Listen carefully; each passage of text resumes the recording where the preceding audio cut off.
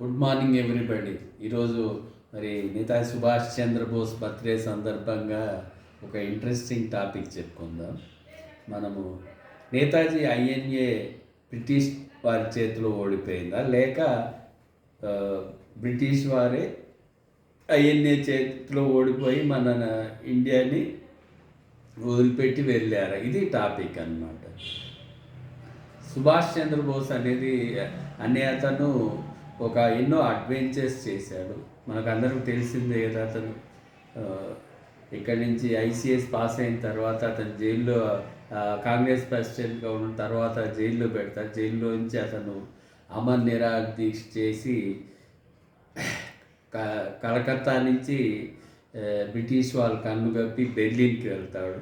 అక్కడ బెర్లిన్ నుంచి తర్వాత నెక్స్ట్ రిటర్న్ జర్నీలో సబ్మెరైన్లో 2-3 months ట్రావెల్ చేసి బ్రిటిష్ వారి రూట్లోనే ట్రావెల్ చేసి మరి జపాన్కి వచ్చి జపాన్ సహాయంతో ఐఎన్ఏ స్థాపించి మరి అప్పుడు బ్రిటిష్ వాళ్ళతో పోరాడతాడు. కానీ అప్పుడు మనం చదువుకున్నాం బ్రిటిష్ వాళ్ళతో ఐఎన్ఏ ఓడిపోయింది అని.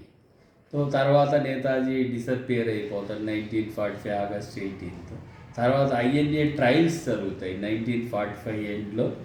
ఇప్పుడు బ్రిటిష్ వాళ్ళు ఐఎన్ఏ మీద చాలా కోపంగా ఉంటారు. వాళ్ళ మీద ట్రయల్స్ జరుగుతాయి రెడ్ ఫోర్ట్లో. అప్పుడు జరిగినప్పుడు 1946లో ఇండియన్ నేవీలో రివోల్ట్ వస్తుంది.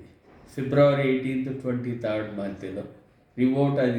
అది ఒక చాలా పెద్ద ప్రభావాన్ని చూపిస్తుంది. దాంతో వాళ్ళు బ్రిటిష్ వాళ్ళు భావిస్తారు మనము ఇక ఇండియాలో ఉండలేము, వాళ్ళు ఇక్కడి నుంచి వెళ్ళిపోతున్న వాళ్ళ ఆర్మీలో వస్తుంది, ఇక నేవీలో వస్తే ఇంకా ఆర్మీలో వస్తే మనం ఇక్కడ ఇండియాలో ఉండే పరిస్థితి ఏమాత్రము లేదు, వాళ్ళ మీద సంఘీభావం ఏమాత్రం లేదు, సుపీరియారిటీ వెళ్ళిపోతుందని భావించిన వాళ్ళు వెళ్ళిపోతారు అని తర్వాత మనకు స్వాతంత్రం ఇచ్చినటువంటి బ్రిటన్ ప్రధానమంత్రి అట్లీ ఒక సందర్భంగా చెప్పాడు, ఎందుకు మీరు యుద్ధం గెలిచి కూడా సడన్గా 1 yearలోనే ఇండియాకి ఎందుకు స్వాతంత్రం ఇచ్చారంటే గాంధీ వల్ల అంటే ఏమాత్రం కాదు అని చెప్తారు. అదే విషయాన్ని బిఆర్ అంబేద్కర్ గారు కూడా చెప్తారు. జై హింద్.